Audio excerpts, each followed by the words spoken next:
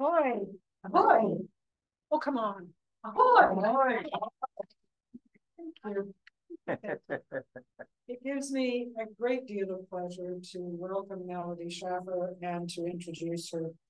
She embarked on the inaugural Globe 40 double-handed race around the world in her Class 40 boat, Whiskey Jack. The race entailed 8 legs around all 3 capes. She sailed 35,000 miles in this adventure.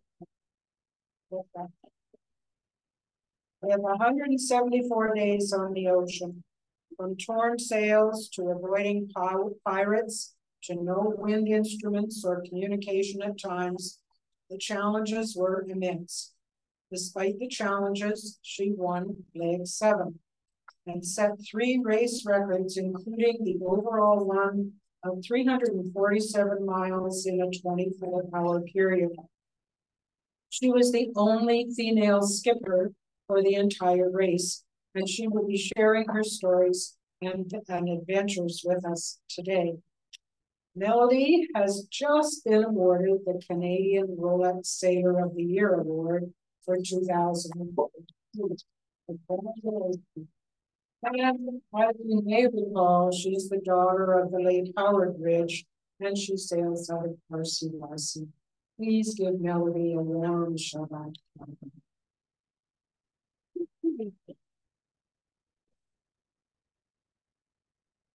Here. Thank you very much. Thank you very much, everyone. So I have a couple props here, and I'll just pull one up. And one is my kids. I'm a mom of 3 kids, and for Christmas a couple years ago, they gave me a globe. And after I did the race, I drew my route around the world. And I have to say, for the most part, you have to look at the world from the bottom side to see what this race was, because for the most part, we are underneath it all. Okay, there we go.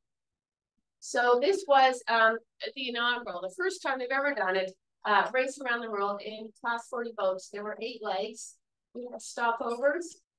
In this race, you were allowed to change co-skippers as you went. This is my boat. There she is, Whiskey Jack. I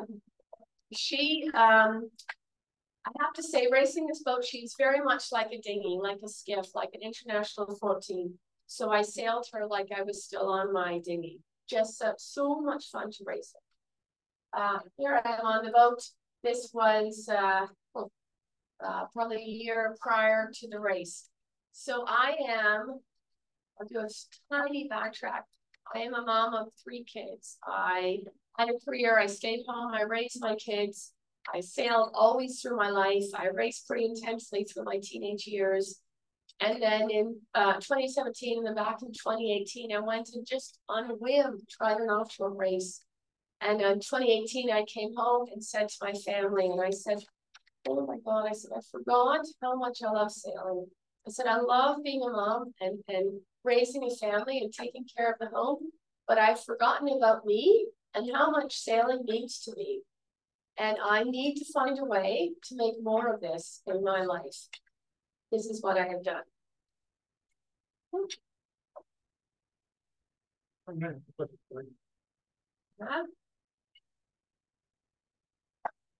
we go, one moment. Here we go. This is a boat below deck. This is a race boat. So I was on this boat for 9 months. It is bare bones basic below deck. Here we go. Here's our engine. Here's our nav station. Otherwise, it is really very simple below deck. I put the slide in just so you can see this is my control area for my ballast system. So the boat has water ballast, so I can put ballast on starboard port side to balance the boat out in heavier weather. Here we go. Beyond important, this is the head. This is taken from the bow of the boat. This is the head. So it's a pretty open area. The doors there are shifting a little bit. There's a couple ropes, and that's what you hold on to. One hand above, one hand on the windward side. When you use the head, that's how you're managing that moment. Offshore racing, they're really very, very careful on safety.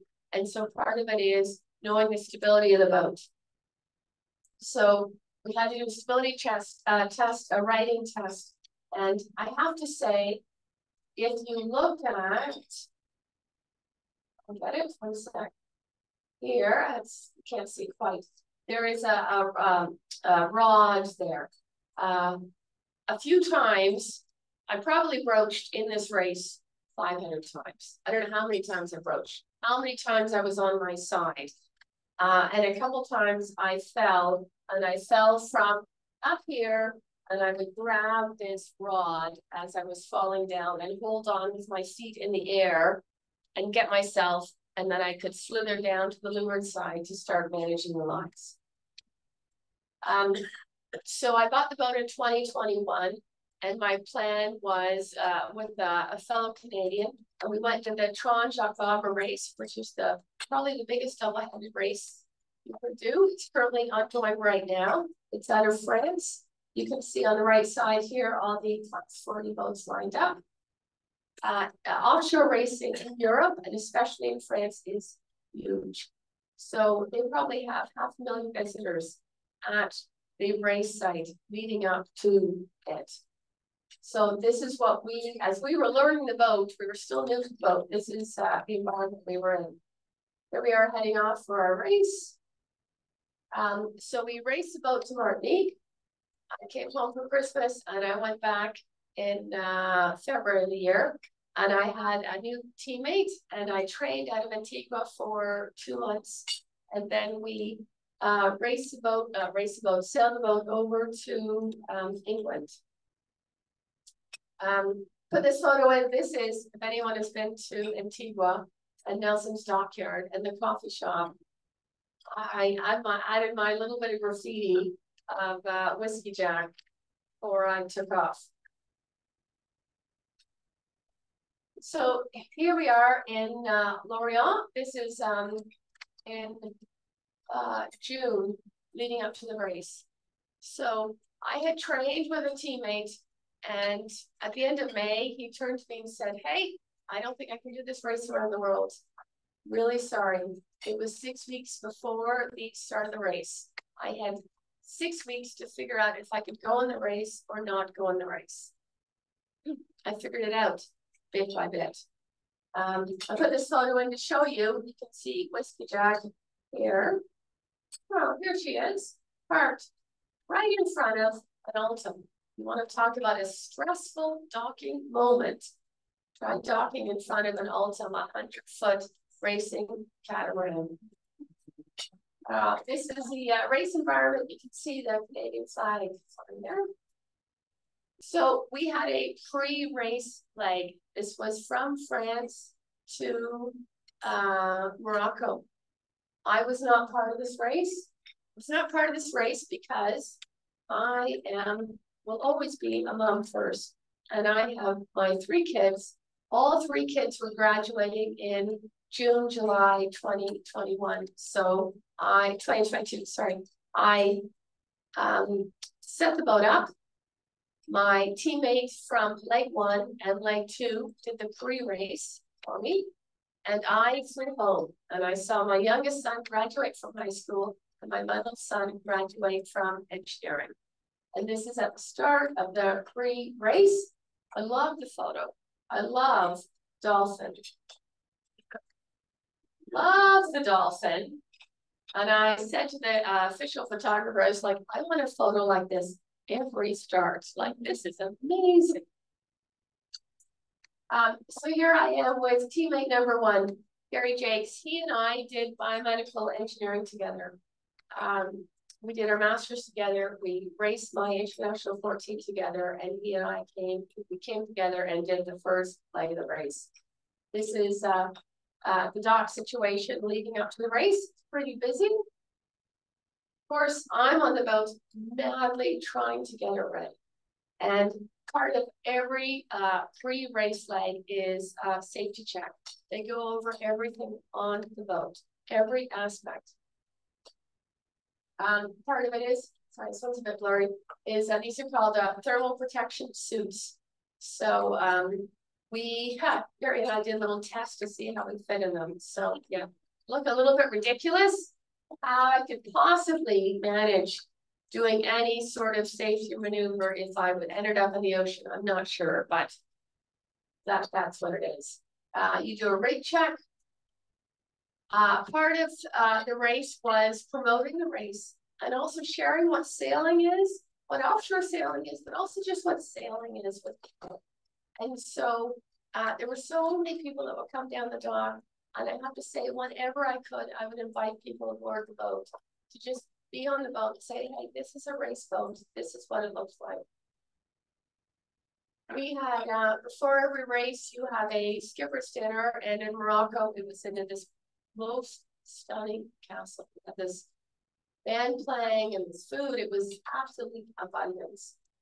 Saturday, the day before the race, you have your skipper's meeting. They go over what the leg is going to be. They give you also weather tips.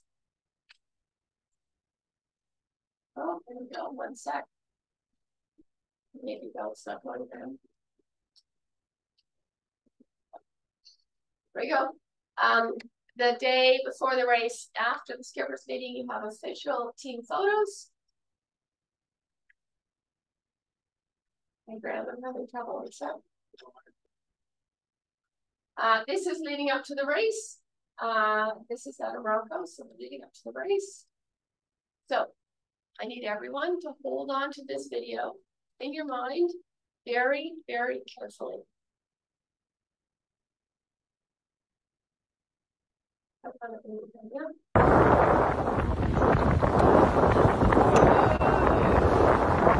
are starting our race. So we had a little race to go around. So we have marks that we have to go around, and Gary and I, we had trained and raced together as dinghy sailors. He was on the Alberta team, I was on the Ontario team. We trained together. We were like fully on. All right, here we go. That's what we have to do. We're like, we're on port tack. We've got to tack over to make the mark. We've got boats to cross. So we do our tack. And Gary, as we do our tack, he was very proactive. He calls out starboard very clearly. Grinds in the sails. Again, it's only 2 of us in the boat. It's a lot to manage. Grinds in the sails. We trim the boat up. He takes a look and sees where we're at. Said, yeah, there's 2 boats crossing us, but they're ducking us. And then we trim in the sails some more, and then he goes and he takes a look. So we're like, we don't see them. If they're ducking us, we should be seeing them. And we go. Let's see. This is the next moment. This is us on starboard tack, me doing a crash tack across because the middle boat, Grizzly, as it turned out, they had put their boat on autopilot and they had gone below deck. So when Gary had taken a look and seen the boat doing a little veer, it was just autopilot managing the wind, like just that little moment. They weren't actually aware of us in any way. So this boat, it was really unfortunate, crashed down our port side. They banged down our entire port side. What do? We checked the boat, made sure it was safe, and we kept going. We kept racing because we were in the race for around the world. You can see here we have Gary at the boat at the helm at night.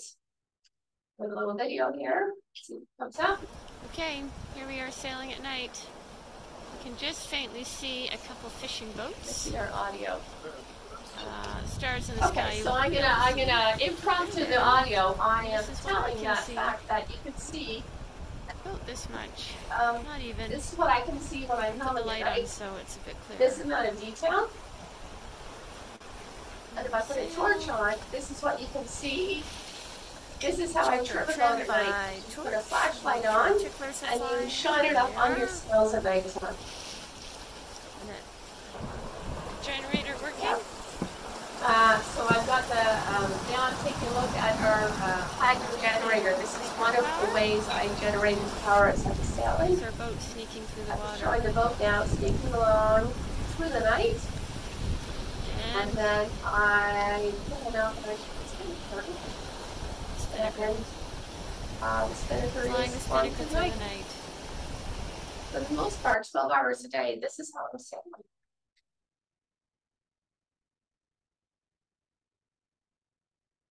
I might need a little help to advance to the next slide.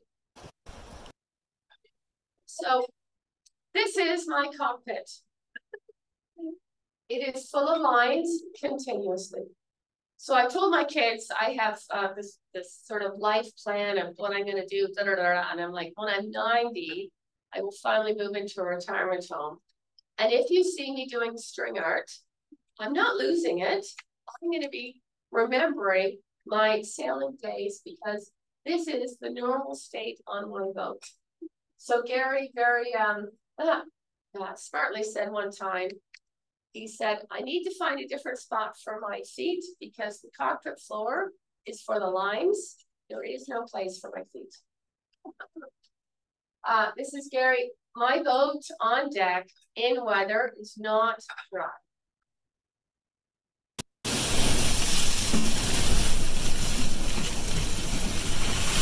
The water pouring slow.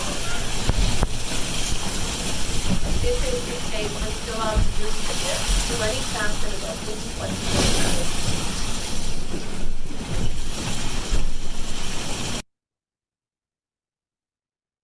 So if you're always wet, when you come below deck and your gear is wet, you're bringing water in with you. Probably every hour we were sponging and bailing the boat dry. You know, there's lots of really fantastic moments I can share with you and photos sailing. And there's some really sober moments of life is pretty hard to live. This is general life below deck. One of us is asleep, one of us is working. I've got the two images here. On the left side, I am gearing up. On the right side, you can see my teammate Tom is on his computer gathering data, planning out the next plan for our racing. Tom and I were sitting on the step going out with brushing our teeth. So we kept our toothbrushes at the companionway. I kept it there because I have to say, prior to this race, I went and saw the dentist. They said, "Oh, do you floss every day?" Like, no.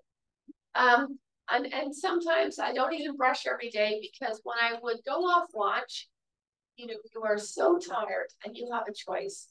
Do you brush your teeth? Do you send a blog? Do you take your vitamins? I would pick one, do it, and go to bed. So I ended up having my toothbrush in the companionway, and I have to say, in the middle of the night when I was really tired, I would brush my teeth to keep myself awake. So some days I brush my teeth 4, 5, 6 times a day, and sometimes 36 hours later it happened. This is me at the nav station. I'm sitting on a sail because, again, we have no benches or seats or settees at all below deck. I'm holding on with one hand because it's that rough. And it's going to come up an email. I stopped using capitals because it was so hard to type. Here's a little video showing what it is for me to try and get some water to boil. I'm so sorry the music's not playing, so I can put this music. Go with it.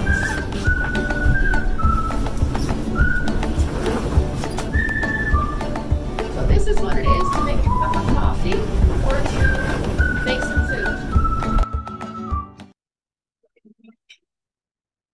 Just a second. Yeah, no worries. Every single aspect. So I'll speak while Graham's working on this.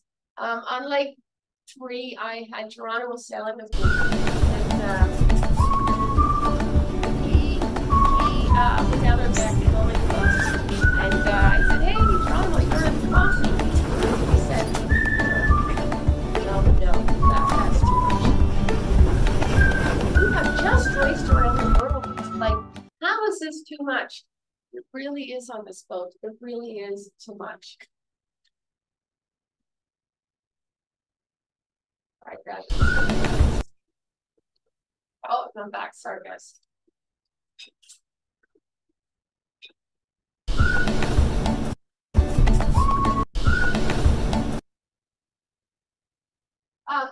So what is this all about? We did have quick energy snacks. I had fruit that would last a week or 2 weeks, and then otherwise it was freeze-dried food. We ate the same as the astronauts. That's what I ate for 9 months. Oh. Again, I wish the music was playing, so it's brilliant. Here we go. This is shift changeover. This is what it is. One of you is getting out of your gear, one of you is getting into the gear. So you can see here, you can see the little the angle of it shows you what angle it is as we're forward. So one of you is down, one of you is up. In general, offshore, what I did was when you would go down, when you would actually lay down to sleep, you would sleep for 3 hours. But you would change shifts, and one of you would go down, and maybe now you're going to grab a meal, or maybe you're doing navigation, or you're sending an email. So in general, you were on deck and on watch for 10 or 12 hours, and then getting 3 hours when you could get the 3 hours of sleep. This is a message I sent home, and I wrote it as I did when I wrote from the boat. So much has happened today. I literally cannot remember the morning. It seems like it was a month ago. I'll start off by saying that by the end of the day, I managed 2 sleeps of only 70 minutes each. Better than Tuesday, though, where the 2 rests were only 50 minutes long. This is in 24 hours. As the wind instruments aren't working, autopilot can only sail by course over ground rather than wind. With the rolling waves, the stern keeps getting kicked out. So this meant that Gary and I had to take over and had a long night of coming towards the sky of nothing. Literally, it was like looking into a void. Without any wind readings, it was old school, judging by the feel of wind in your face. So this is like one. We have 2 days without wind instrument readings, and we are, helming and getting through the night. This is Gary, my teammate, up at the bow of the boat, setting up the spinnaker. So we had probably 7 days down to Cape Verdes. We had to sail through the Canary Islands. We knew going to the Canary Islands there was going to be an acceleration zone, and we planned for that. We did these very strategic. Gary and I, our engineer brains kicked in. We did these brilliant jibes as we went through. And we're like, after we get through it, we'll drop the spinnaker and we'll manage this. So we are flying spinnaker, and we end up not having any sort of calm moment, and we tried to sail into the lee of the shore. It never happened. We ended up having 30 knots of wind. Our A4 spinnaker, which is this one, blew up spectacularly. It exploded in so many ways. So I'm on the helm, and Gary's running around the boat trying to manage it. And I said, Gary, you have to listen. The lazy sheet is wrapped around the rigging, the stanchions, and it's pulling in the boat. We got to sort that out. Got a piece of the spinnaker on one of the rudders. I can't steer properly. I'm in 30 knots of wind. We're flying along. We have a part of the spinnaker dragging behind the boat on the starboard side. And then we have another part off of the head that is also sort of in the water and rising out. As I'm saying this, Gary's like, enough. I'm like, I hate to say it. You don't get to say enough. This is all happening. We have to deal with it. There's more. So we did. So we cleared the lazy sheet around the rigging. We cleared the part around the rudder so I could steer again. And then we started to manage the rest of it all. And this spinnaker, the very last time I saw it, the whole thing had exploded. We ended up having to cast it to the sea, and the snuffer, the sock as well. The very last time I saw it, it was like it was a Halloween moment, honestly, because suddenly, maybe 50 meters away from the boat, out of the water, part of the spinnaker rose up. And what rose up was this part of the sail with the face on it, but now it was upside down. And then it dropped into the sea, and that was it. And it was like, oh my God, that is it. Toothpaste, my original boat name, Toothpaste is now gone. The next thing that happened was, this is our spinnaker, our bowsprit spinnaker pole, and we have strong points that were tied into the stanchions, and the bolt going through the stanchion sheared. The pulpit ripped off, so now the pulpit is loose and the bowsprit is loose. So we can no longer properly fly a spinnaker. What did we do? We just kept racing. We did our very best to keep racing and make the best of what we had. We figured out a way to latch the pole in place on one tack. So on that tack, we fly the spinnaker, but it was pretty tough. So we arrived in Cape Verde. We arrived in the middle of the night. The very next morning, what do? Deep clean. It's time to keep going with the boat. We did a repair of the pulpit, a mast check. There's always TV and media moments. And again, I was always asked, I said to someone before this talk, I was always asked, like, oh, you're the only female skipper. What is it like? I would always just answer saying, just a skipper. I am just a skipper. It doesn't matter. Like, that's who I am. So the prologue race, I flew home and saw my two boys graduate from high school and university. And after leg one, I flew to England and saw my daughter graduate from medicine. So I had 3 days in England, saw her graduate. I flew back with a new A4 spinnaker. We had repairs done to the hull from the damage from the start of leg one. This is There's a little peek what's going on in the boat. Lots and lots of work. Everything is being fixed, repaired. Everything is out in the open, and we have so many projects on the go. We've just redone the nav station. It's a bit just barely together, but you know what? We now have a chair to sit on. That's going to be huge for sailing going forward. But I will say, it's a bit overwhelming looking at this amount of chaos and realizing we have to have it all ready for sailing by tomorrow afternoon.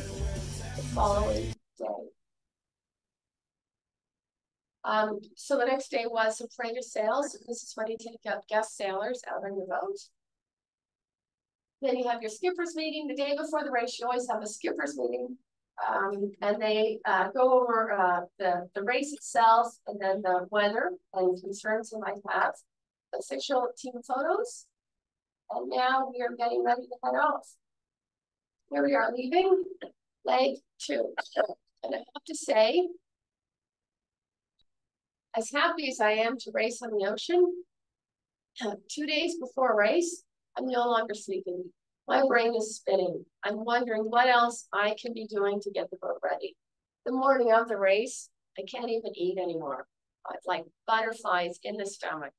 And again, often you have interviews going on, and I'm like, oh my God, just need to get started. Here we are setting up for the race start, and we are on our... So offshore racing, obviously we have our engine to leave the dock and get out to the race start. And within 3 hours of the race start, you have to put a seal on your boat, on the engine itself, to show that you're no longer engaging the engine. So before, at each race start, you would show that your engine is now locked and only able to generate power and not be used. Okay, here we go. The next leg. This is a big one around Cape Hope.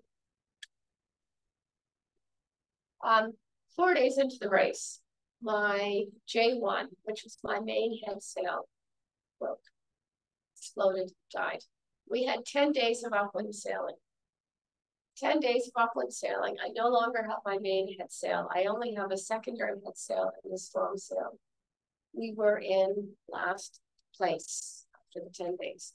And I wrote race management. And I said, hey, if I make the podium, I'm going to wear my sail to the award ceremony. This is Michael, my teammate, doing his very best to repair the sail. Here I am. We crossed the equator. Michael never crossed the equator. So I did my best impersonation and dressed up. And I sent this picture home and it got shared on the Whiskey Jack Instagram. And for whatever reason, Sail Canada, brilliant Sail Canada, but I think this is maybe the first image they posted, was me in like costume. And I said to my daughter afterwards, I was like, all right, I need some pictures where I look like I'm actively racing because this is ridiculous. We ran into issues. We did run into issues. I've gone past it now, but when you leave Cape Verde and you come down and you're going around Cape Hope, you don't have the African coastline. You go straight down. You're quite close to Brazil, to be honest. And I had a night on shift, and on the radar, there was a boat 8 miles off of us going parallel to us. And suddenly they turn and they come directly at us. And I woke up my teammate, Michael. I said, I don't know what's going on. We got a boat right coming at us. 15 minutes later, they put on a huge torch, a huge light shining on us. And they came within 50 meters of us. And I was like, oh my God, like, I don't know what I can do. Like, we can only sail. And I messaged race management and I said, hey, watch us. Because they're watching us on Yellowbird and trackers and whatever. But I messaged them and I said, I don't know what's going on, but you have to watch us because this is getting really scary. And so they did. This boat followed us for probably half an hour. And then they peeled off. And I have to say, out of the entire race, this was the scariest moment for me. Because the wind or the weather or whales or encounters or hitting something, I know how to deal with. This little moment of thinking that someone might come and try and cause harm to us or be attacking us or be approaching us, I have no defense. I have nothing. It was the most terrifying moment for me in the entire race. This is going around Cape Hope. This is it. So Southern Ocean, big waves. So I put this image in. You guys know, any sailor knows, you cannot really show the size of the wave. You just can't. So this, sorry about it.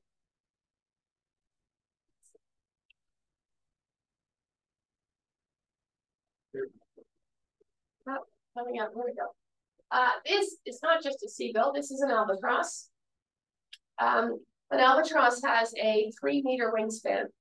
So if you take that wingspan and project it down, it will give you an idea of how big the waves are.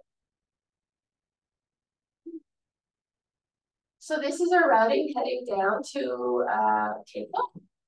And you can see it's decently consistent. And afterwards, every weather model had a different plan.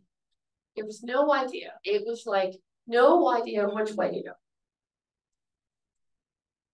So on this leg, we had our J1, our main head sail break on day 4. I lost 5 sails that race. J1, J2, A3, A2, we're missing one. Anyway, we lost 5 head sails.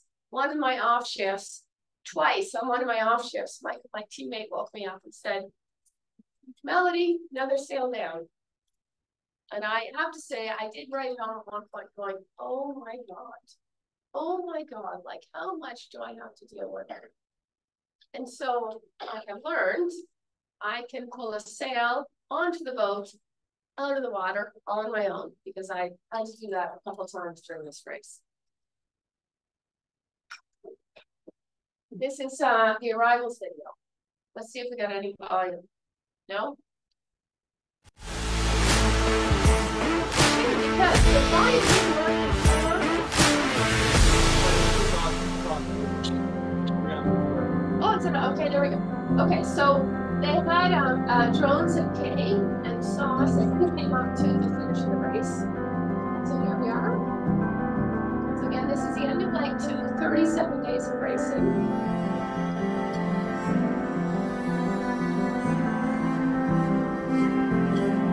That was my head sail. That was what I had. Mentally and emotionally, God, I am worn out. That was it's a long haul. A lot happened, and we had a lot of setbacks, and that's really, really hard. I'm talking about the fact So that yes, I am ready for a wrap. Harder than I had ever expected it to be.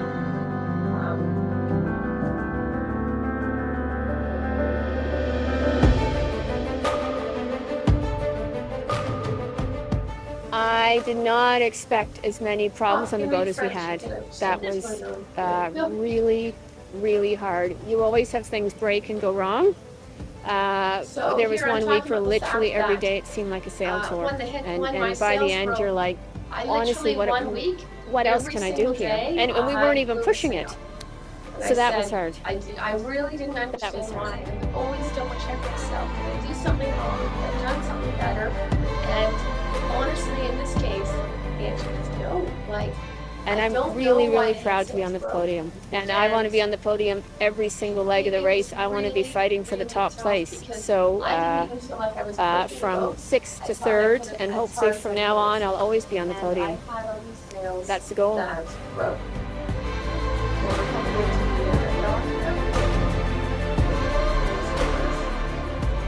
Well, first of all, you want to, so for me it was very, very super interesting strategically because you have the doldrums and then you have the St. Helena High, you have the Angelas currents, and then you have the funny highs and lows after, you know, going into the Indian Ocean. So finishing 3rd for me, it's a very, very good result, taking into account all the troubles we had. So yeah, I'm happy and satisfied. And we had a 12 knots boat speed. We had 5 knots of currents against us. If we had that current, didn't have that current, we had that current with us, we would have been doing 22 knots boat speed. Okay. So here we go. This is the award ceremony. I wrote race management, and after day 4 of the race, and I said, listen, if I make the podium, I'm going to wear my sail to the award ceremony. So this is my little skirt that I wore. Award ceremony. Can you hold it up? Yeah, I can hold it up. Yeah, there we go. So I didn't wear it today because when I wore it to the award ceremony, first off, I went and I took part of the sail. The Japanese boat was there, and I saw one of the guys, the Italian, and I said, hey, can you give me a hat? And he trims it around me. And then I went and saw the sail anchor, and I said, can you sew it for me? And he did. And I put it on, and I went to the awards event, and I came home, and I was sharing a place with a teammate with Craig. And I get back to the place. I realized I can't get the skirt off. So I had to go to Craig and say, I'm really sorry to ask you this. Can you help me shimmy this thing off? Because there's no zipper or Velcro or anything. It's like, cool.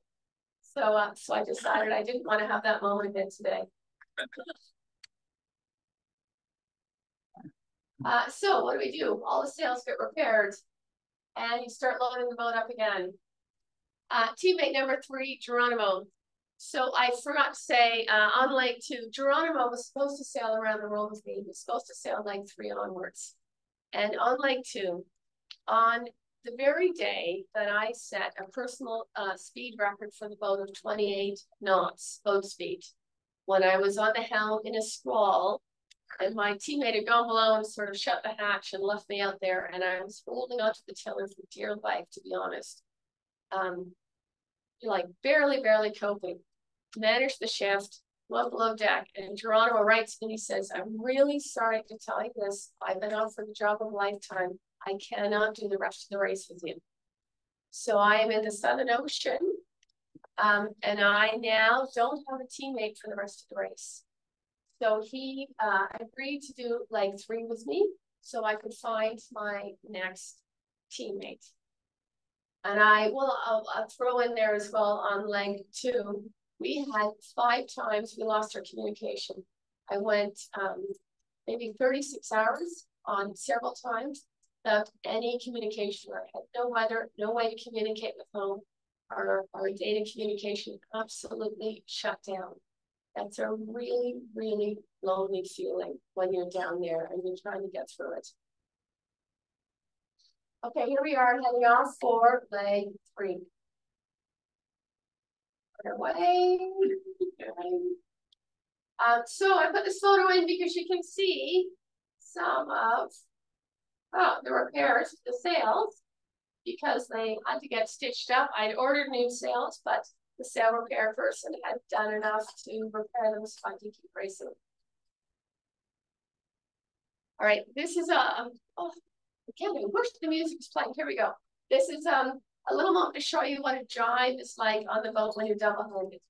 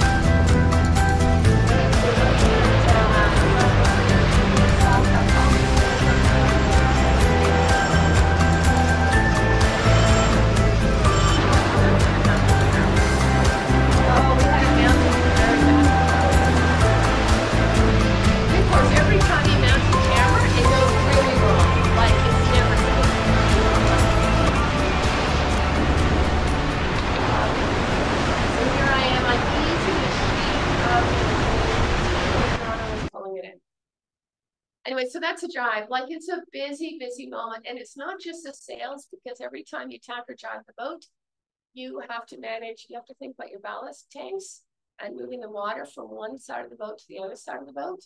And then you have to think of, we shifted our gear on all photos every time. We shifted all of the weight of the boat to the new high side.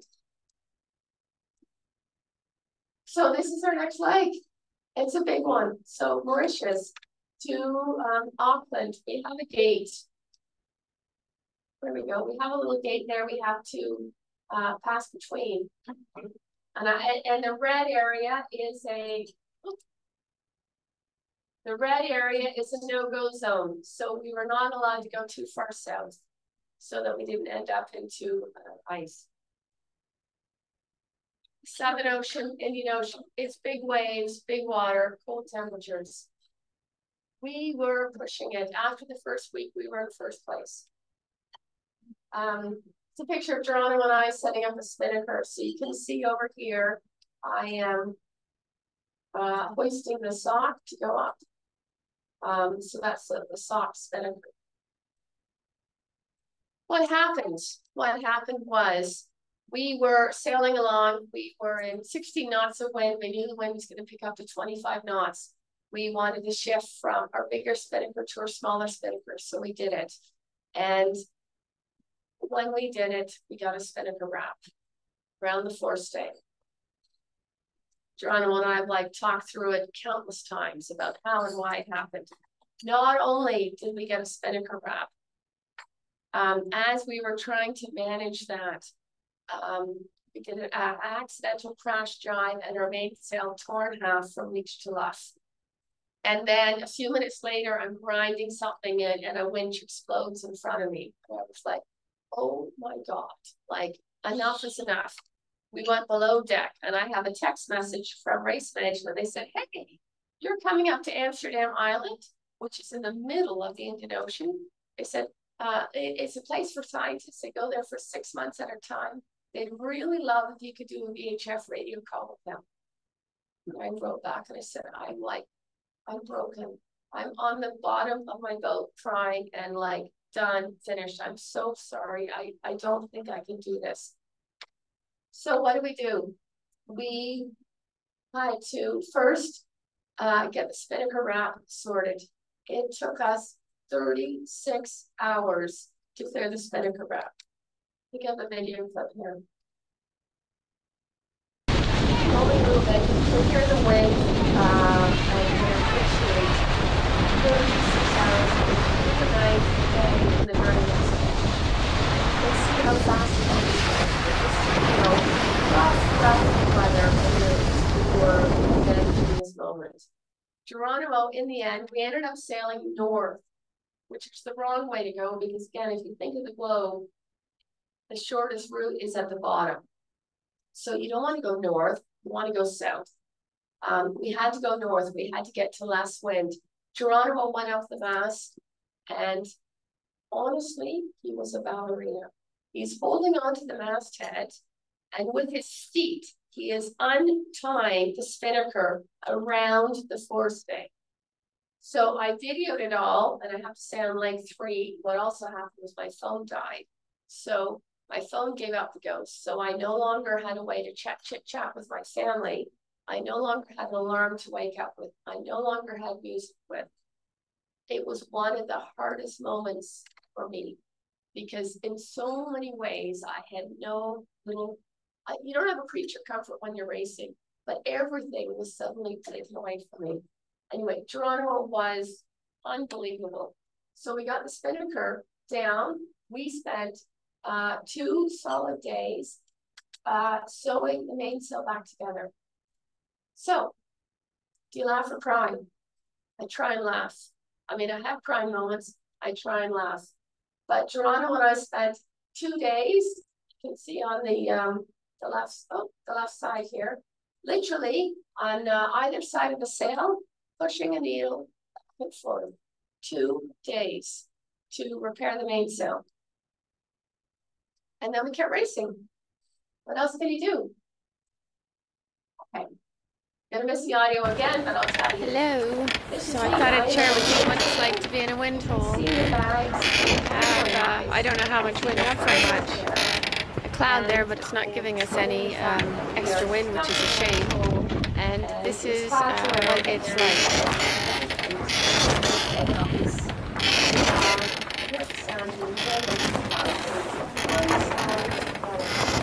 What do you do when you're watching? You just all you can do is to keep going.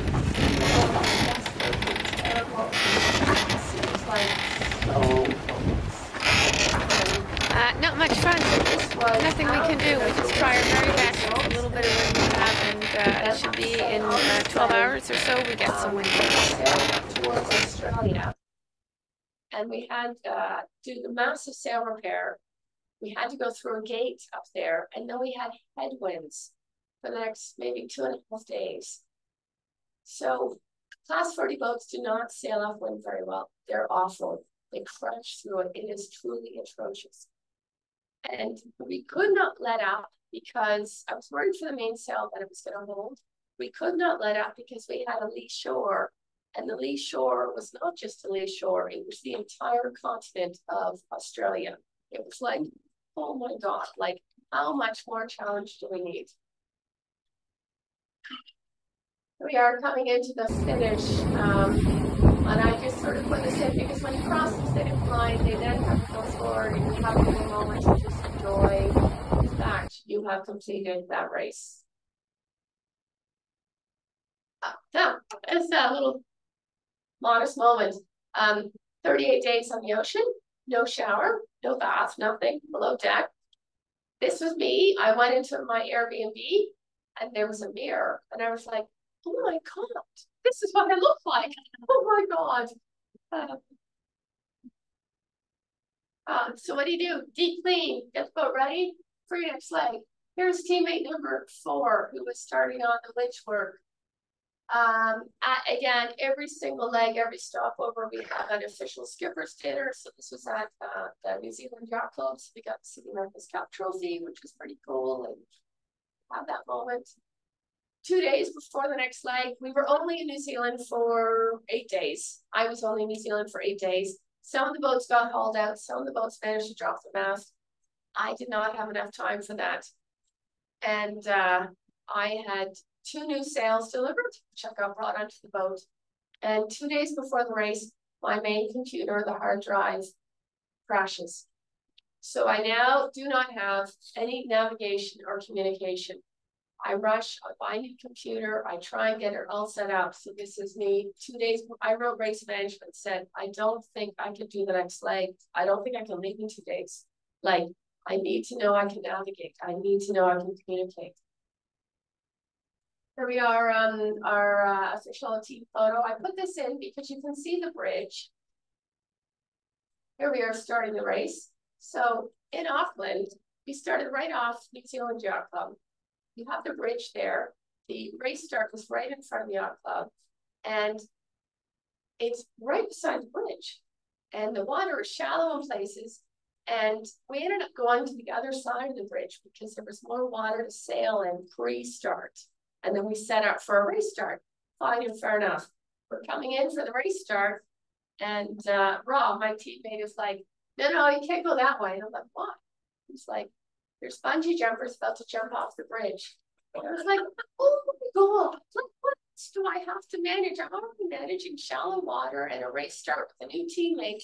And now I've got people literally leaping off the bridge as I'm coming up to a race start. Here we go. Race leg 4. This is Rob. This is so pretty straightforward. This is only 2 weeks of leg. Straight across and north to Titanic. So I mentioned it before briefly, but every single time you tack or drive the boat, you move all of the weight to the new side or low side of the weight. All the sails, all your gear, all the equipment. So a tack or drive is not just the moment of the main going across, it is moving everything, which is probably 45 minutes of work. Couple pictures, and we probably don't show it. This is us stuffing all the sails into the underneath the cockpit floor, stuffing the sails into the back of the boat. Here's another image just to show we have everything stacked up at the front of the boat. So again, you think of if you go out for a sail on a weekend, on a Saturday, and every time you tack your boat, you move every single item to the other side. You're going to think really carefully about when you do your tack or drive. Is it worth it? You're not tacking on 15 minutes, you're tacking on the next 3 hours because you're going to spend 45 minutes working.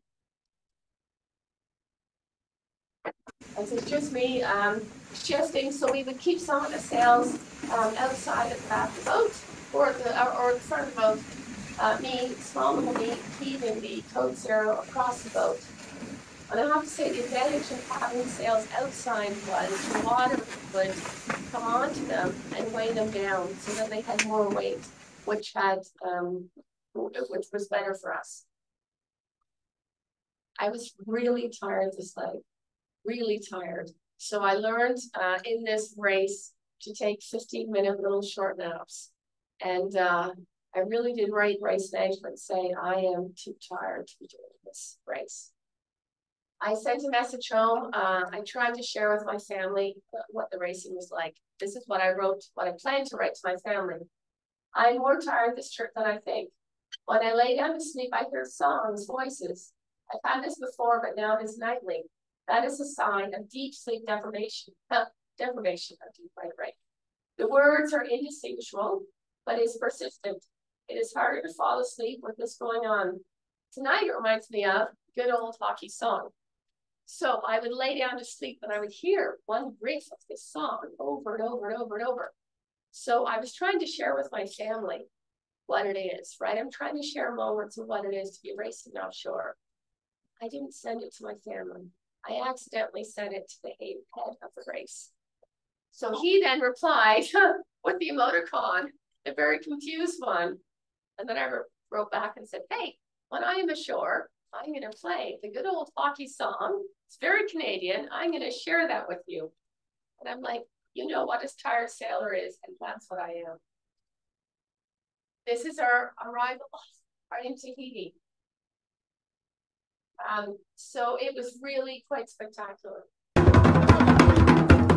music, you hear the guys chanting away. And then they had the skippers join in.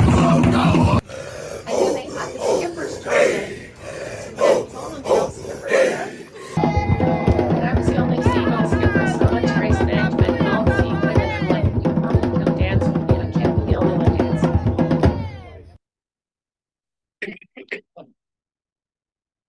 In Papeete, I managed to haul my boat out because I couldn't do an Auckland. So I had her bottom redone.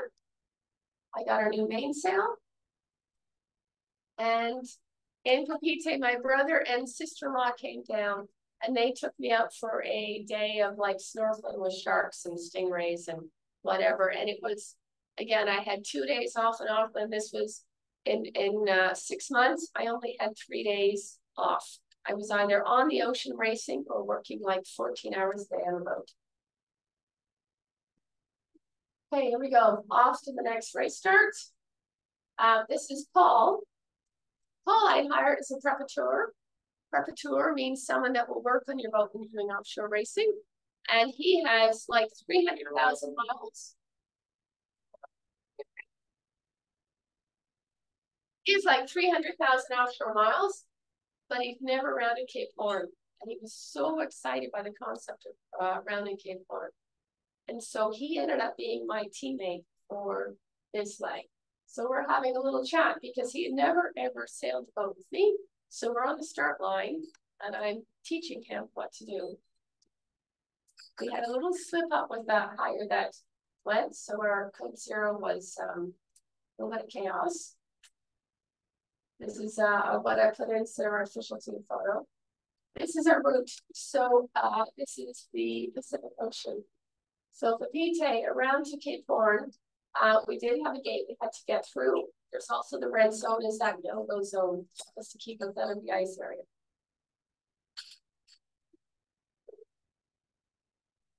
A little moment on the boat. So this is me on deck, and sailing along. And then I zoom below to see my teammate that is working away. So permanent images that show the boat beginning to be fair and empty. A lot of the time, this is more the state of it. So in this race, it was really surreal because maybe 10 days into the race, we had all these port starboard crossings. We were so close with one another. It was absolutely fantastic. So these are all the other teams, and you can see we're all sort of crisscrossing one another. And it was also really brilliant to get to speak to each other on the VHF and have that little bit of communication again. I put this image in. This is just Paul on deck. This is what it's like when you're short-handed sailing. One of you is on deck, managing the boat. One of you is below deck, sleeping or repairing or doing navigation, whatever you're doing. And so you're on deck, you're helming, you're grinding, you're doing all that work. And unfortunately, we hit a UFO, an unidentified floating object, which damaged one of our rudders. So this is our port rudder. So it should be, nice with full water. So we could sail on port tack just fine because our starboard rudder was in the water and working. On starboard tack, our port rudder was not functioning anymore properly. And while we would have that little moment, the boat would wipe out. We would spin out of control. So we had to sail on starboard tack. We had to sail the boat flat. This happened in the middle of the Pacific as we're heading down to Cape Horn. So Pip Hare had to replace her rudder. She went around Cape Horn. I sailed Cape Horn on one rudder only.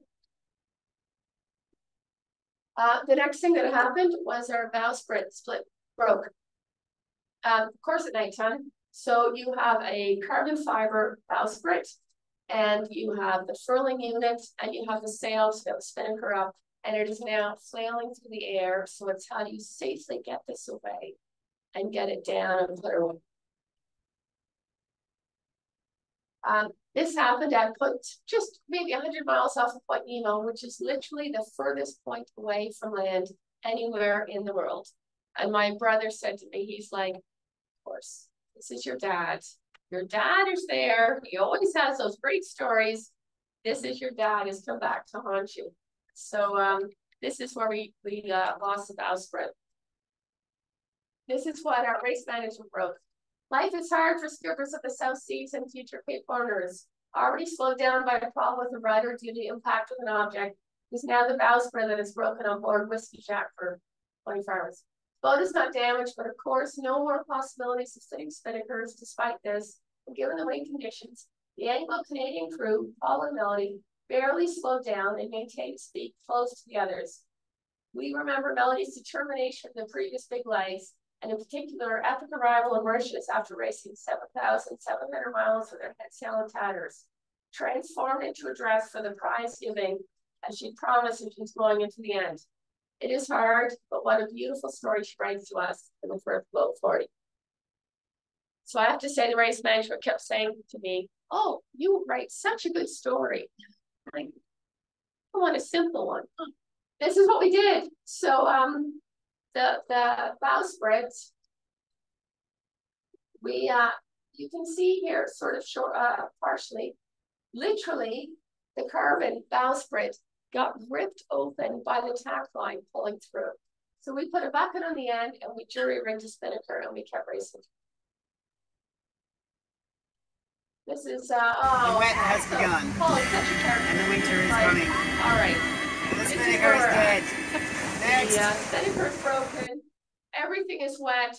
Life is going on. It was just a crew moment to share with you guys. Character that Paul is, I would go, off watch and see him, and he would be like this below deck, or like this. He wouldn't even get out of his gear. He would literally collapse asleep on the sail. Oh, so I didn't mention this. We really have nothing below deck. We slept on a sail on the floor. Every time we tack or jibe, you would move the sail to the new high side. You'd wake up your co-skipper and say, "Hey, you have to sleep over here now." This is how we slept. We were wet and cold on this leg. The water temperature was 6 degrees Celsius. I don't have a heater on the boat.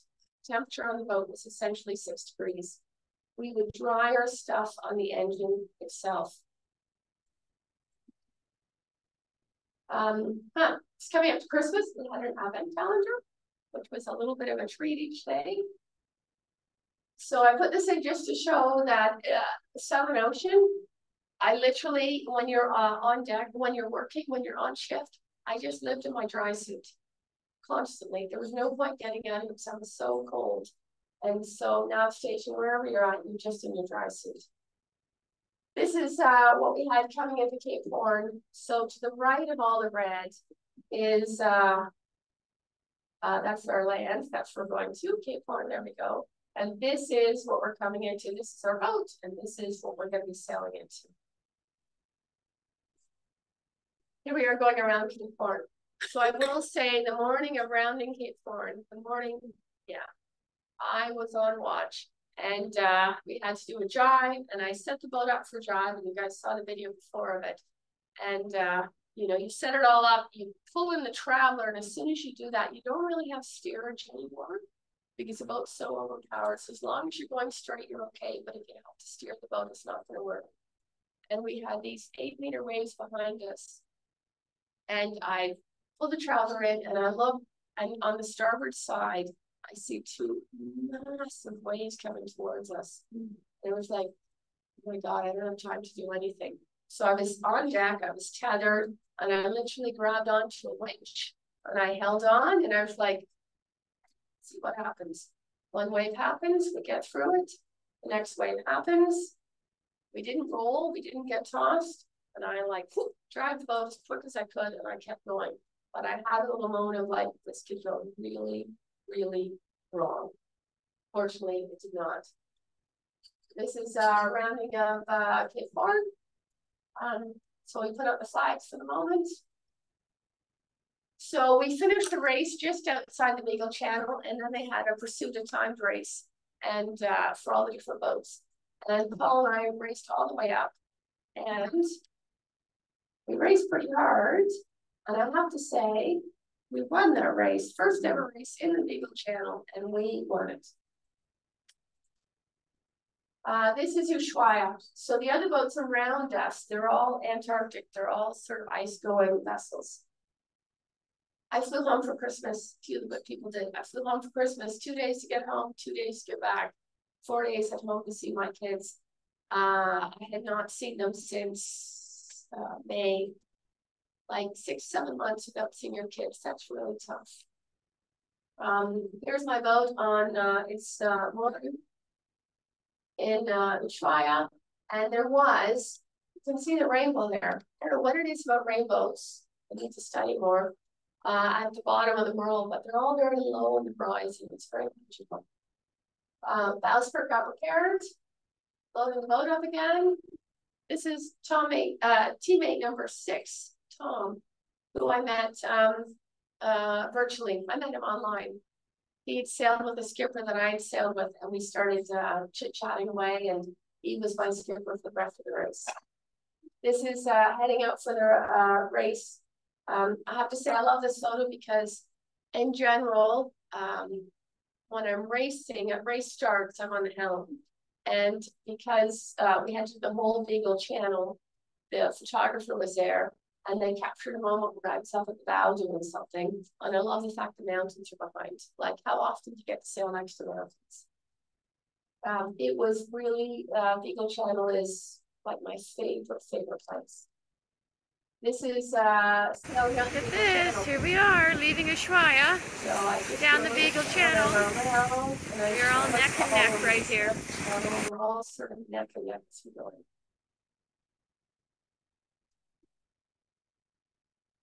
So I put this video in because I haven't shown, these are all,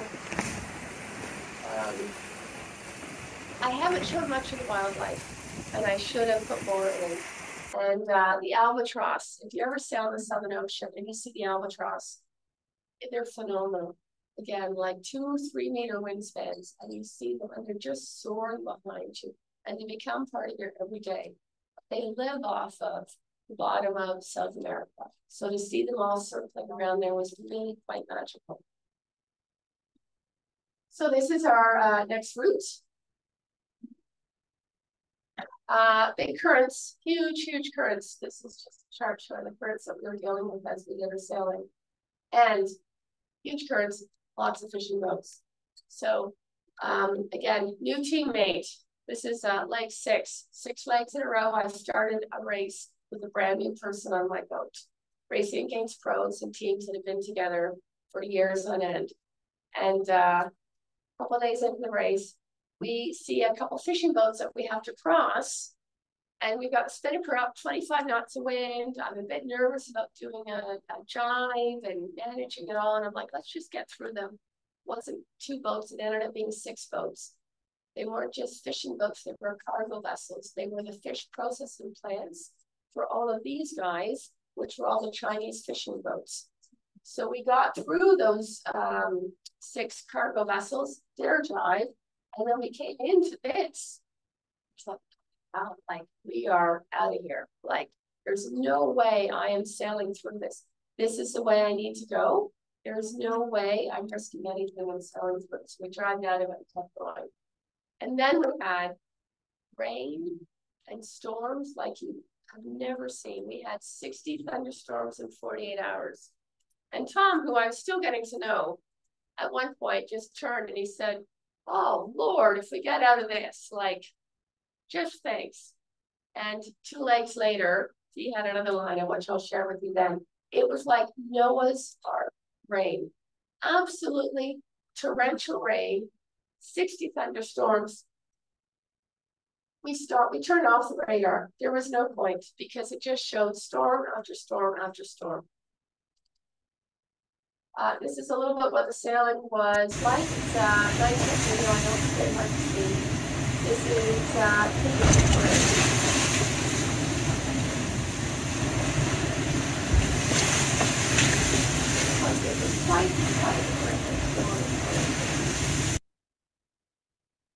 what happens when you're wet and cold all the time? Your hands take a beating. We tried to dry everything up forward.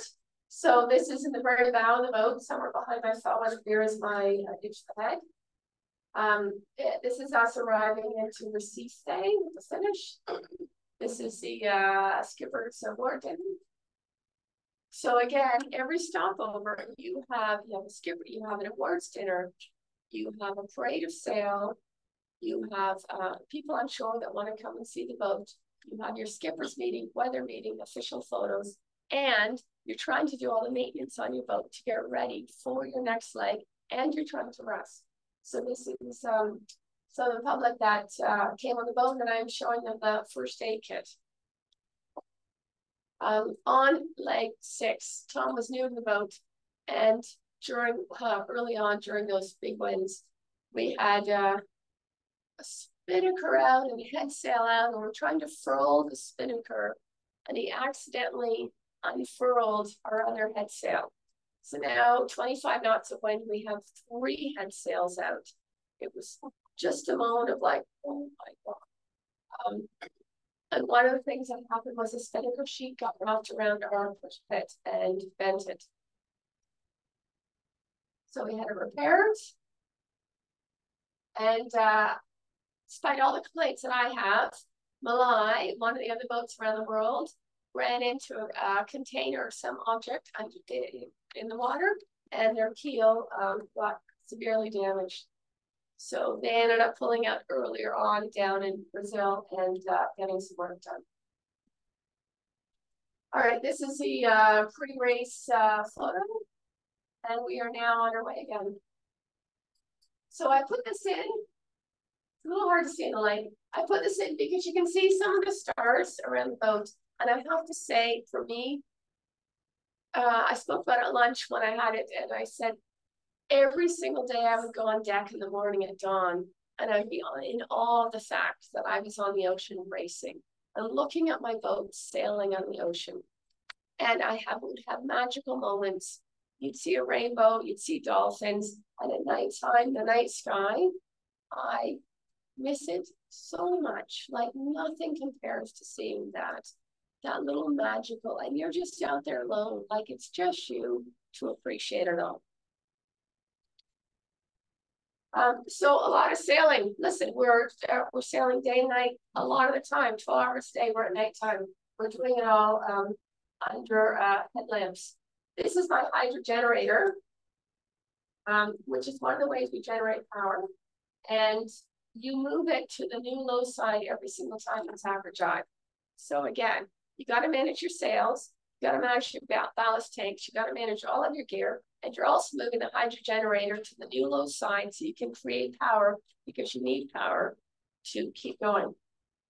And on several occasions, I had the unfortunate moment of running into a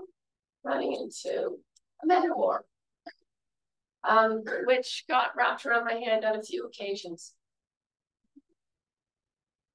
A man of war. The jellyfish, the man of war, the sting is like brutal. So I have to say, in the Southern Ocean, when I was sailing with Toronto, I was at one point because there was tiny little baby man of wars, the size of like your little fingernail. Tiny little things flying over the deck, hundreds of them. And it was like, oh my God, this is like a horror movie right now. Like you're shielding yourself from all these little things that are flying at you, that are causing all these tiny stings. Anyway, so part of offshore sailing is you take care of yourself, you take care of the boat. You do deck walks, you're always checking on her to make sure she's okay. And a lot of the time in the ocean, you pick up stuff. So you can see on the right side there, we've got kelp on our hydro generator. And here Tom is picking up, we scooped up some rope on our rudder. Some fishing line. So We pushed it hard, leg 7. First time, Tom and I, first time for me to have the same skipper at a start line. I was not with someone new. I was not training someone. I had the same teammate. We really pushed it. I threw this in. Again, you can never show how big the waves are. I put this in to try and give you an idea of what it was like. This is me just on deck.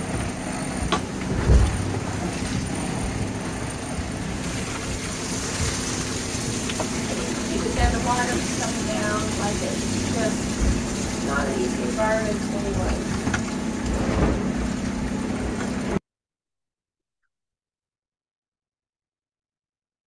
This is what 20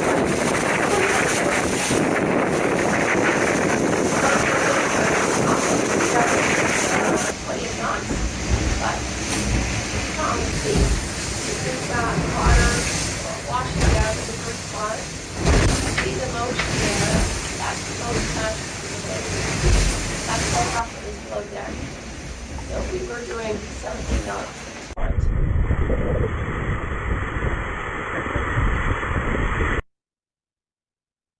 This was our course. We stuck pretty close, as direct as we could.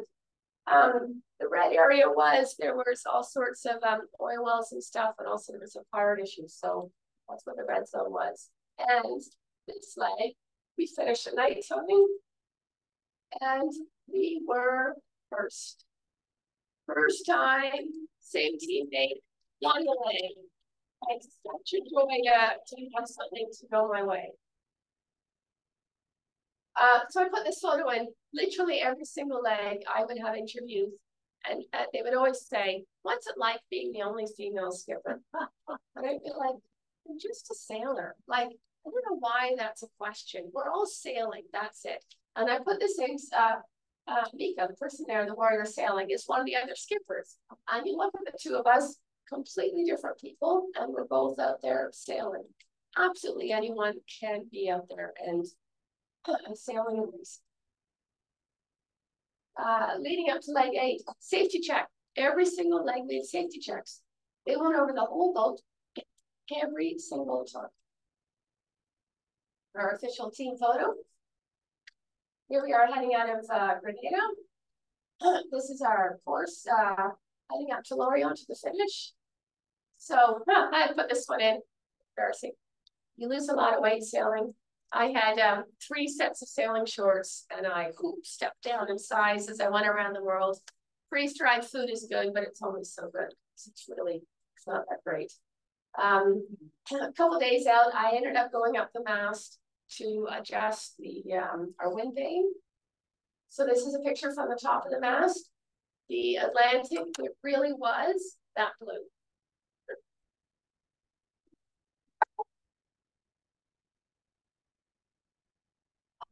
We then had a little problem. We had an issue with our rudder, the bushings of the rudder. I had it a couple times already. This time was more major. And we ended up having to stop in Guadeloupe and do a repair at shore. So this is a repair going on, and you can see this is where we're doing our little repair. Essentially, the bushing was gone, so the whole rudder stock was shifting back and forth. And there was no way we could sail across that going on. What it meant was if you go ashore, you have a minimum 24-hour penalty to go ashore. Came back up, kept racing, and this is the wind we were dealing with. See, 49 knots. Like, there was a massive low on the ocean. Okay, I'm going to try and commentate while this is going on. So this was Tom. So he's talking about time, and we've gone through a very squally night. We are we just went through a pretty massive broach. This is what happens. So it's talking about the winch here. Can you see on the winch the green? That's her spinnaker sheet. When it goes, decides to that it doesn't want to hold on any longer. It literally ripped off the winch and melted. And I had to replace it. Talking about the water going sideways. ways, it was 40 knots. huge. You can actually see what 40 knots. That nasty looking cloud is headed our way.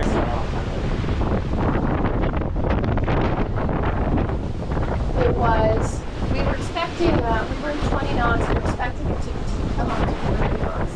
And it went from 20 to 40 knots. This looks like it's pretty road right here.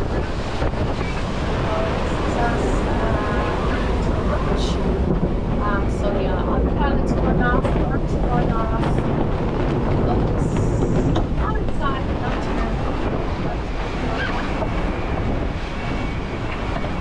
Put yourself. I am taking over the helm and I'm trying to. I don't have my fix. That was close. Good job.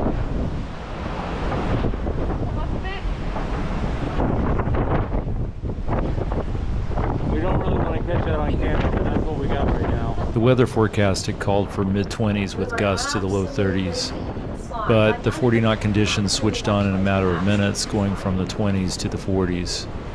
We'd hoped for a short break to put in a fourth reef, but the break really never came. And as it turned out, it was probably safer with 3 reefs. You can't see it from the video, but the seas were very steep and deep. The boat might have slowed down too much in the troughs if we'd gone to 4 reefs. Autopilot, couldn't depend on it. You had to be there every time. And Really crazy rides. Crazy rides.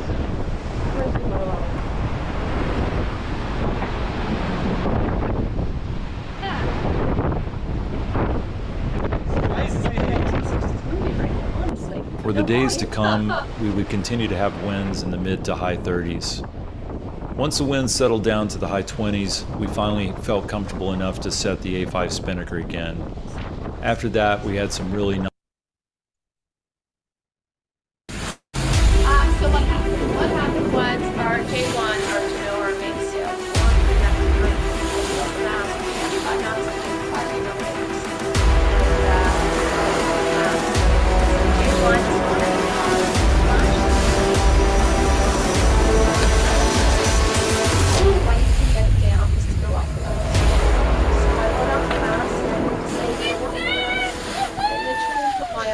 through the mainsail between each of the mainsail cars, and I get hoisted up a bit, pull it out, slide it in the next bit, because I knew I had to stay tight to the mast.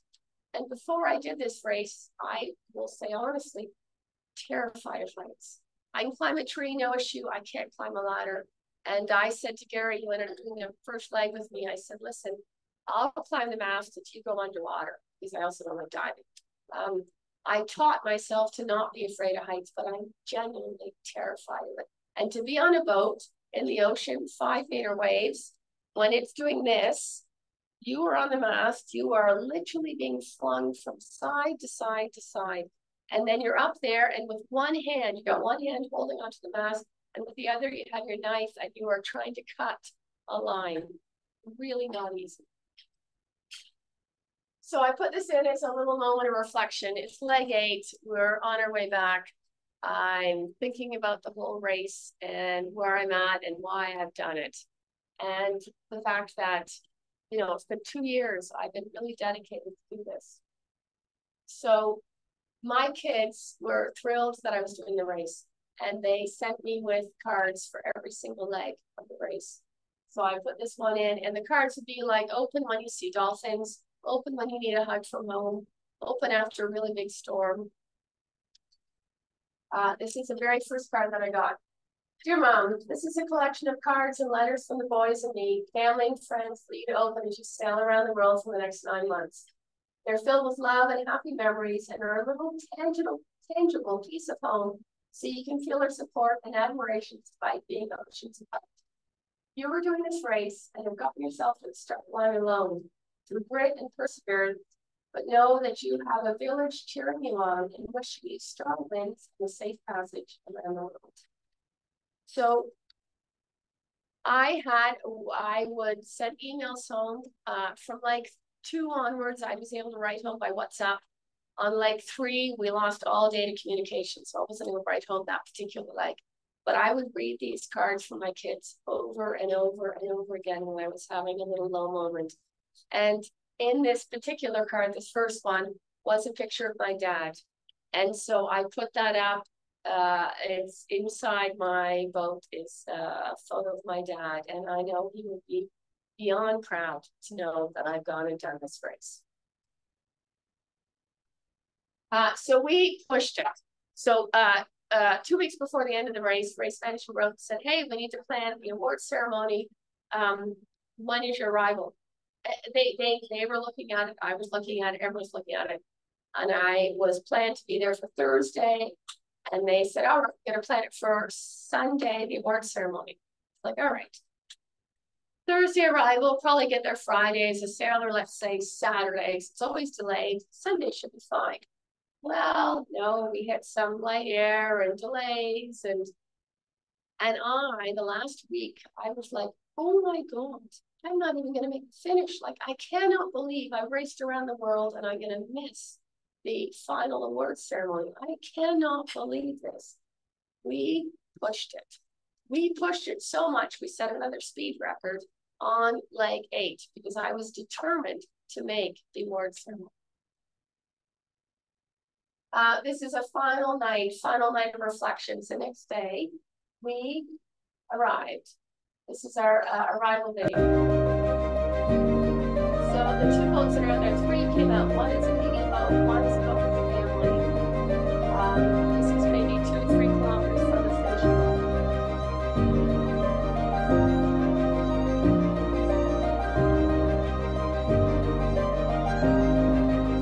It's my family on their boat.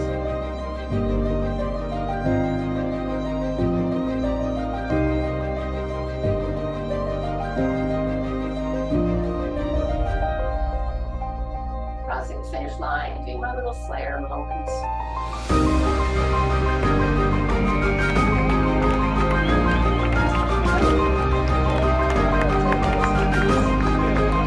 First time with my daughter, like 4 weeks. Well done. Well done.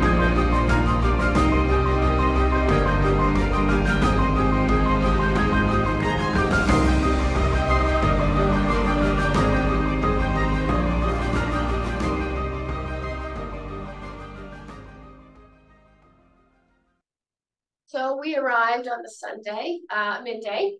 I had just a little bit of time there that day, and I saw the sort of village site. And I'm laughing because you can see all the other boats here and the different team members, and mine is the whole way across. And on some of the photos, you might have seen that you put your name and your crew members' names down the side. I ran out of space. And in fact, the race management team, they said you should have used a smaller font. I'm like, I don't think it's gonna be that much. At the awards ceremony, it was really sweet. Pipera was there, and she found my daughter, and she said, "I've been following your mom. I'm so impressed. I'm so inspired."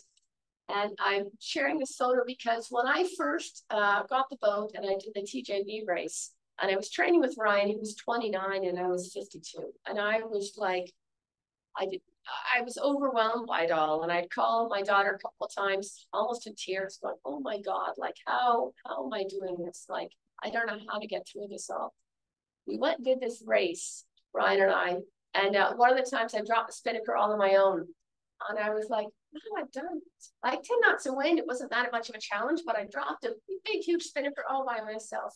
And I was like, I could be Pip. I could be it. So I shared it with her. And we chatted for like half an hour. Like it was so lovely. And she's exactly, you just have to go and do it. All right, so I'm gonna have to manage this. This is my award speech. So they're asking me to try and summarize what the race meant. And of course, I grabbed the microphone and said, well, how do you describe it in like 9 months of racing? I couldn't even describe it in an hour to you guys. How do you describe it? I talked about the fact that I've arrived that day. I haven't had a nap, and I'm like unshowered and bedraggled, but here I am.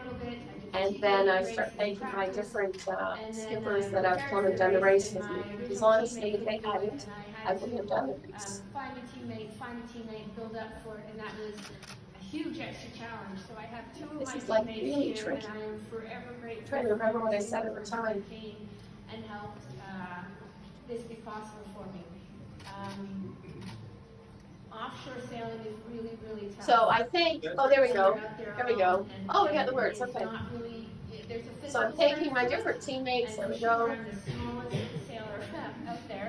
And then I start talking about the fact that offshore racing is not just a physical strength, but it's not an internal strength. You need your own internal grit, determination to go and do it. And I said, listen, I'm like the smallest skipper out there, but I have managed to go and do this race. Pushing through that, and that's what really counts. And I have to say, and I said, you push through the wet and the cold and the tired, and how to do that. Part of it is who you are, and part of it is having family and friends to support you. And part of it is having, like, the race management was brilliant. When I would write them with questions or I was feeling, you know, I was overwhelmed, they were brilliant. To be part of this race, I'm like forever grateful for it. We had these, you'll see we're wearing these shirts. I've got a few family and friends here. And okay, so then I start speaking about the shirt that I'm wearing, which is it's a Whiskey Jack shirt, and I had them made up a couple weeks before I arrived, and it was based on the fact I'd given my daughter a bracelet a couple years prior, and on the bracelet it had said, subscribed, it said, "You're not strong enough to withstand the storm." There we go. And she said, there we go, "You're not strong enough to stand the storm." And she replied, "I am the storm." And that was what I had on the back of the shirt. Because to me, that was how I got through the race. I was not big and I was not strong. And I did it as a much older sailor. And I still managed to do it, because if you really believe in it and you push yourself, you can do it.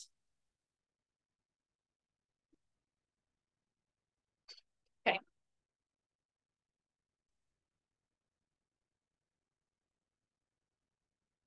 Let's get to the next slide. Oh, there we go. So my reflection of the race. I loved doing it. I'm going to say I loved every moment. I had times I was broken, I was tired, I was sad. It was harder than it should have been. My sails failed me, absolutely. Before the race, I had them checked out by 2 different sail offs. I thought I was good to go. That didn't work out right. My original teammate not able to do the race. I set it up for leg 1, leg 2. I thought I had someone for leg 3 onwards. That fell through.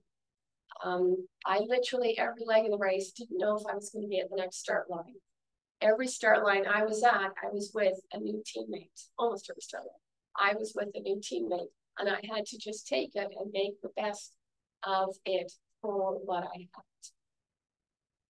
It was a brilliant experience. I enjoyed the little moments in the race. I enjoyed the fact I would wake up and go on deck if it's dawn, and I would see the sun rising, and I'd be like, wow, this is my life, this is my world, this is my office. Like, how lucky am I to be here? And some of the times in the middle of the night when I was too tired to cope, I would put music on and I would be dancing in the cockpit, just something to inspire me, to keep me going. Or I would do a WhatsApp call home and chat to one of my kids and say, okay, I just need to hear your voice. I just need a little inspiration. That's what kept me going. And then the chats with the other skippers, brilliant and wonderful. We chit-chatted away the whole time. I have to say, in this race, I probably broached, I don't know how many times, 500 times. I had a couple times the boat broached. I couldn't get her up. Fully sideways, fully sideways. The only way, 3 reefs in the main, the only way I got her up was by putting another reef in the main. And then she came up again. And you have those moments, and you're like, okay, all right, so we just keep going. I had almost every challenge imaginable. I didn't sink, I didn't lose a mast. Twice I almost had fires in the boat. I lost more sales than you can imagine. I reached out for a sponsor who I thought was going to sponsor me, and in the end, they didn't. I paid for this out of my own pocket. This is my own life savings that have gone into going and doing this race. But I did it. How many Canadians have done it? You can probably count on one hand who has raced around the world. Very good. Very much.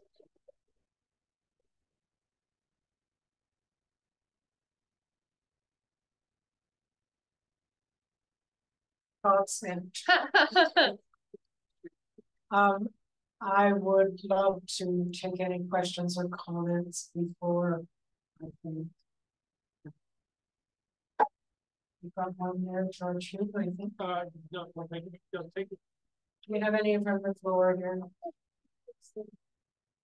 Oh, they ended up dropping out of the race. Really sad. Really sad because I had dinner with that skipper the night before. Like, I felt terrible.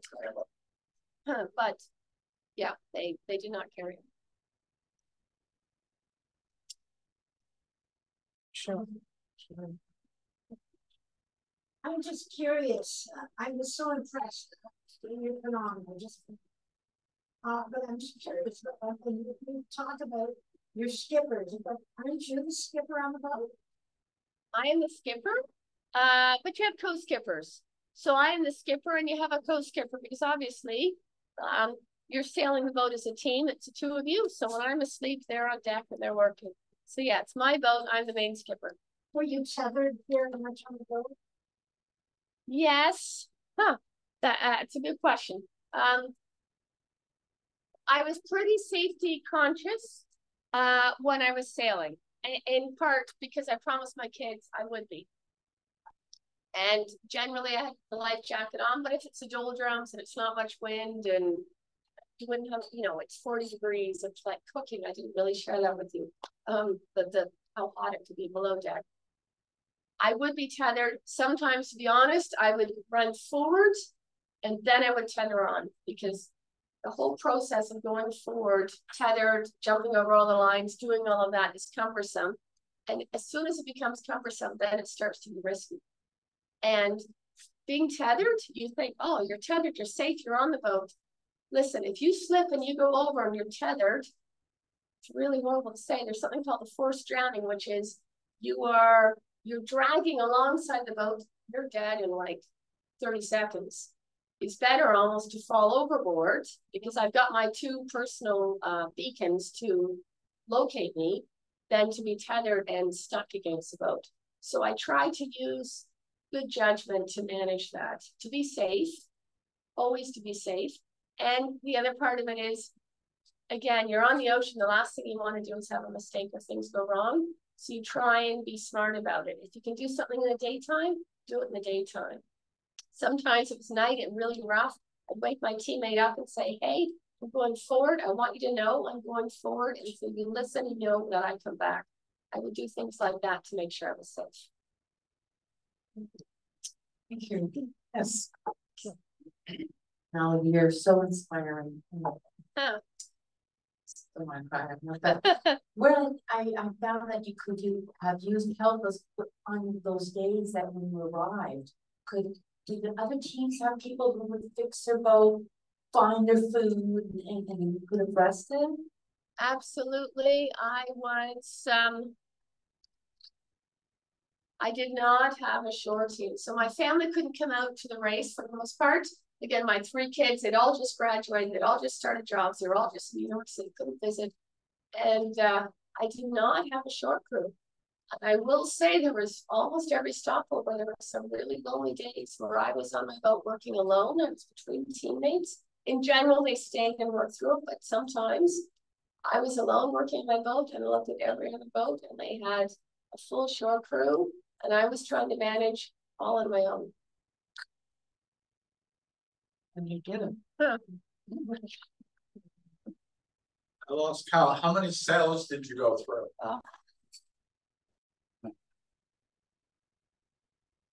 Okay, I think I lost count too, probably 12. Well, 12 repairs. I had 4 sails replaced and 4 or 5 sails replaced.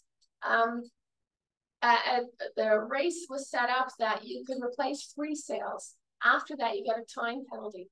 So on leg 4 and 5, I had time penalties applied. So I had line honors that I was better, and then I got hit with a time penalty.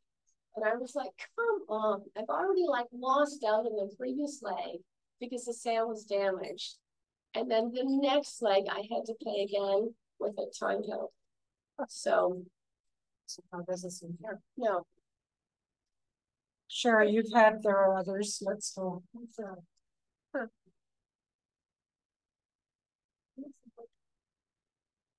I've just learned to know that this is really an extreme sport. And you corroborated that. One of the comments you wrote this, but the only way you said you could out is to put another week in the thing. Yep. You didn't read except for that week? No, I probably had 2 or 3 reefs in already. I reefed before every squall. Every time I'd see a squall coming. Oh, here we go. Listen, I was very proactive and cautious. And so the deal I had with my teammates always was, if one of us thought we should do something to be safer, we would do it. You didn't, as soon as you thought there was a safety issue, you follow that. And as far as reefing, if we ever saw a squall in the sky, we put a reef in. Like it takes, whatever, 10 minutes to work. Put a reef in, squall blows by, shake the reefs out. I can't tell you how many times, hundreds of times I did reefs. My boat, I can do 4 reefs. So when I was knocked on the side those couple times I couldn't get her up, I probably already had 2 or 3 reefs in the boat already. And I must have broached, I don't know, 500 times. Like, I don't know how many times I broached that year. Like, it just became the ordinary, to the point that chatting with the other skippers on WhatsApp, chit-chatting away about whatever, I've had this meal or making something.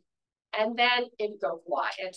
And 10 minutes later, one of us would come back and say, oh, just broached, got the boat up again, here we go. It became sort of the ordinary almost. But we briefed all the time. Okay, I think we had at least one person online. George just said, I'm in complete awe of your achievements. Good on you. Oh, thank you very much. Thank you, thank you. Yeah, this is George right here. Thank you. Okay, I have a few words to add here. I would like to describe you just a little bit. First of all, I think you're foremost a family person. And your family really supported you students. I'm good friends. You have tremendous stamina. You are a very skillful servant. And you're a leader in that you're a team. And good leadership recognizes the skills of the person you're working with and then works for. And that's what you did on every leg of this voyage. You have grit and perseverance. Amazing, just amazing. You are goal-oriented. You never give up. It doesn't matter. You're generous. You opened your boat to people on shore and welcomed them aboard. You're courageous. Tremendous courage to do this. And all of this with 6 different people sailing around the world. So I would like to give you another small token of our appreciation. Just a little reminder to you, this is the 4th time that Melodie has spoken to us about this race. And at least once she told it to us from New Zealand, was it? Yeah. She spoke over Zoom, and I think you must have spoken on Zoom the 2nd time because we weren't online. We weren't in person. I beg your pardon at that time. Yeah. So with all of that, please give Melodie another warm.